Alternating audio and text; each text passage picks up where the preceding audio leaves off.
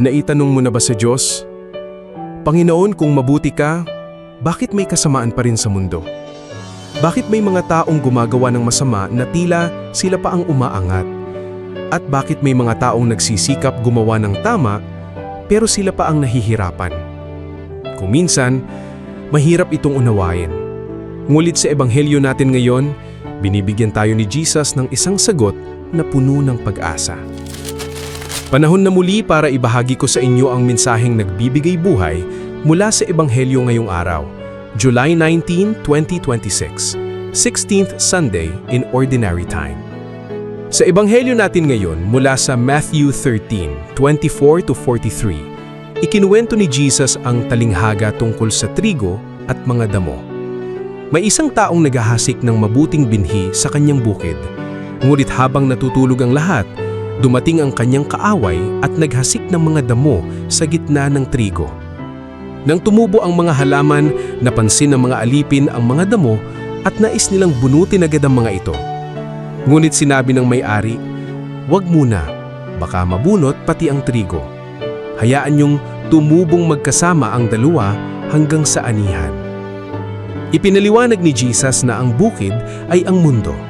Ang mabuting binhi ay ang mga anak ng kaharian, at ang mga damo ay ang mga sumusunod sa masama. Sa takdang panahon, paghihiwalayin ng Diyos ang mabuti at ang masama. Ikinuwento rin ni Jesus ang talinghaga ng buto ng mustasa at ng lebadura.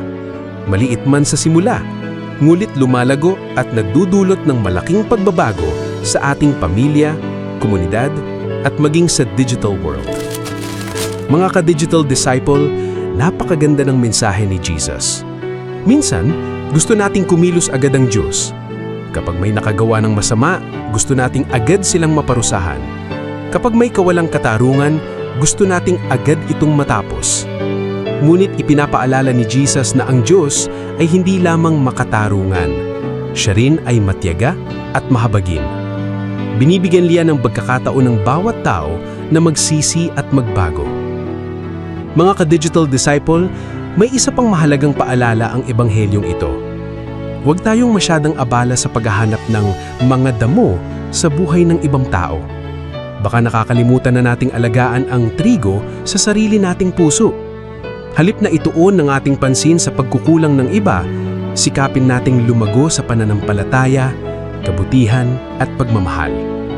Katulad ng buto ng mustasa at lebadura, ang maliliit na kabutihang ginagawa natin araw-araw ay may kakayahang magbunga ng malaking pagbabago sa ating pamilya, komunidad at maging sa digital world. Ngayong araw, tanungin mo ang iyong sarili. Ano ang kailangan kong alisin sa aking puso upang mas lumago ang kabutihang itinatanim ng Diyos sa akin? At isipin mo rin, ano ang isang maliit na kabutihang maaari kong gawin ngayong araw na maaaring maging malaking pagpapala sa iba? Hayaan nating kumilos ang Diyos sa ating buhay habang tayo'y tapat na inaalagaan ang binhing Kanyang itinanim sa ating puso. Mga ka-digital disciple, kung minsan parang mabagal ang pagkilos ng Diyos. Pero hindi ibig sabihin nito na wala siyang ginagawa. Habang tayo'y naghihintay, siya ay patuloy na kumikilos sa mga pusong handang tumiwala sa Kanya. Kaya huwag kang panghinaan ng loob kung hindi mo agad nakikita ang bunga ng iyong kabutihan. Ang bawat panalangin, bawat pagpapatawad, bawat sakripisyo, at bawat mabuting gawa ay parang munting binhi na patuloy na pinalalago ng Diyos. Magtiwala ka sa Kanyang panahon, sapagkat kapag dumating ang tamang panahon, makikita mo ang masaganang bunga ng Kanyang biyaya sa iyong buhay. Kung ang mensaheng ito ay nakatulong sa iyo, i-share mo ito upang mas marami pang makinig ng salita ng Diyos. At huwag kalimutang i-follow ang page para sa araw-araw nating pagninilay sa Ebanghelyo. Ako po si Brother Rai, your digital disciple. Online for Christ, offline with purpose. God bless.